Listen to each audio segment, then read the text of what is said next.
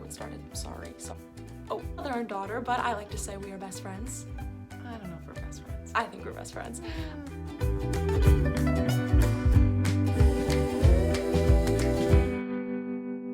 Hi everyone, and welcome back to Because I Said So. We're the food, and your daughter's comments are always loved.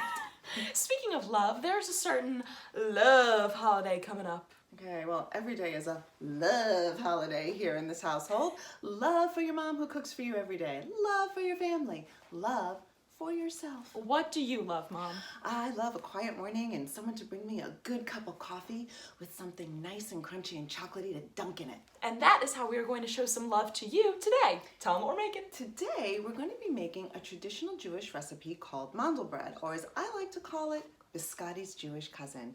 It is chocolatey, crunchy bites of goodness kissed with cinnamon sugar. Crunchy, chocolatey bites of goodness. Crunchy, chocolatey. What is it again? Crunchy, chocolatey bites of goodness. And it is so flippin' good. So what are we waiting for? I don't know. Let's get baking. We're back. Love. Okay, so the first thing we're going to do with the chocolate mandelbrot, first of all, you should know that it is egg, dairy, nut, and gluten-friendly. Don't worry, I have different measurements if you want to use regular flour, not gluten-free flour. All right, let's do this. So let's get baking. We are going to mix what?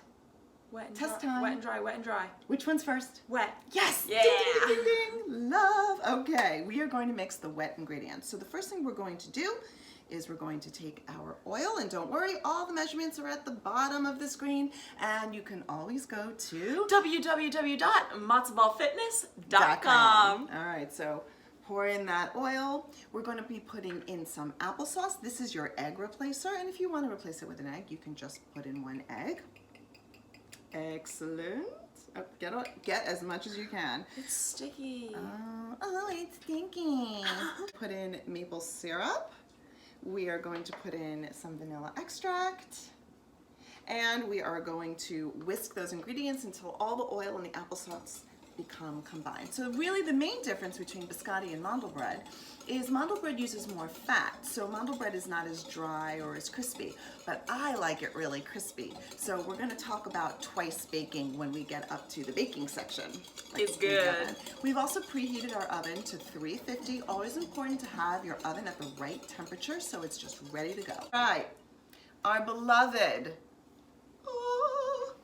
oat flour, okay? I don't know if we love it that much. Well, I do.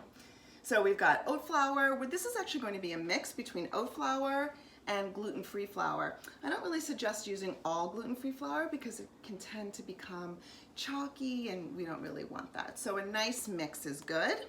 Okay, I think you got, oh My God. I think you're good. All right, next. We're going to be adding in the sugar, cocoa powder, some salt, and a little bit of baking soda. Alrighty. And Our one whisk. someone buy us a new One whisk. day we will buy a new whisk. Okay, so basically you just want to incorporate all those ingredients. Make sure that you don't have any lumps of baking soda in there. Nothing is worse than biting into your delicious, crunchy bit of goodness and biting into a salty piece of baking soda. Ew. Not too good. I'm going to pass this on over to you. Nope. Oh, You're in come on. charge. You're in charge. That's the love. It's tough love.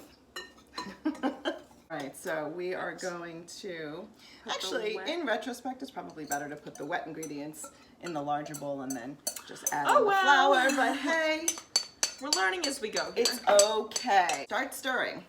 Oh, I hate this part. Yeah, I know, wine baby, let's go.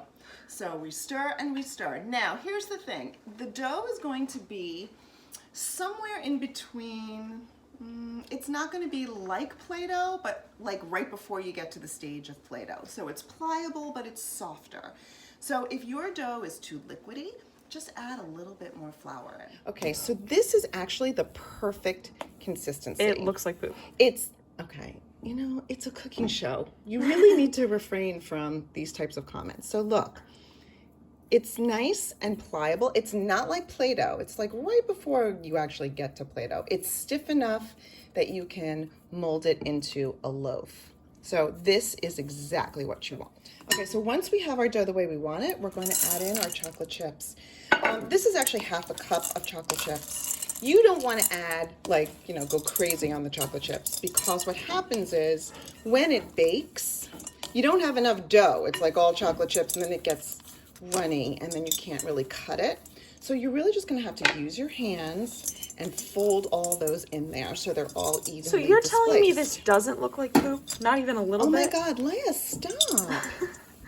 You're ruining my cooking show.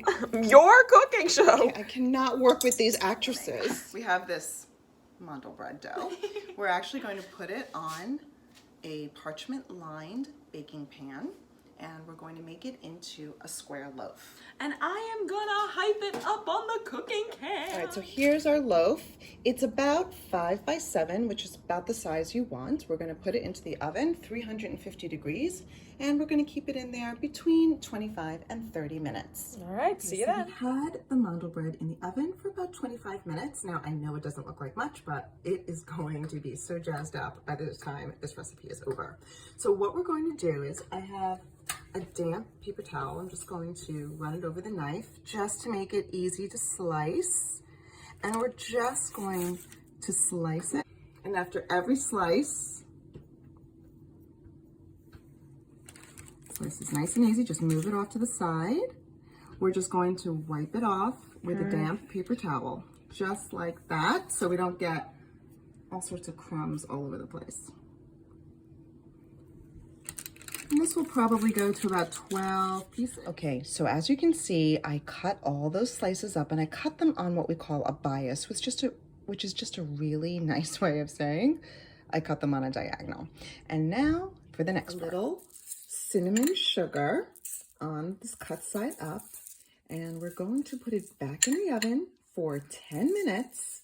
We're going to take it out, turn them over, repeat this process, and cook for another 10 minutes. This is what makes it really deliciously crunchy, the kind you like to dunk in your coffee. Now, when I was cutting them, some of these pieces broke off. Not to worry.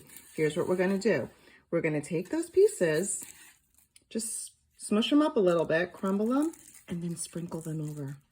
And then they get twice baked. So you've got that crunchy, chocolatey goodness all over it. We put our mandelbrot in for 10 minutes, cut side up. We sprinkled our cinnamon sugar, put it in for 10 minutes. We took it out. We let it cool for about 3 to 5 minutes. And then we flipped it. Just flip it over. We turned it over to the other unsugared side up, and we put sugar on that side too, and cooked it for another 10 minutes. Right now we are going to put the finishing touches on it. So we have melted chocolate chips with a little coconut oil in 30-second increments. Also, this part's optional if you're not a huge chocolate fan. Oh, but this is the best part. And here we go. You're just going to lightly get all the mandelbrot doused in chocolate. You can put as much on as you want. And then is that it? And then we just put it in the freezer for a few minutes, let it harden, and you've got yourself some chocolate love, my friends. See you in taste test.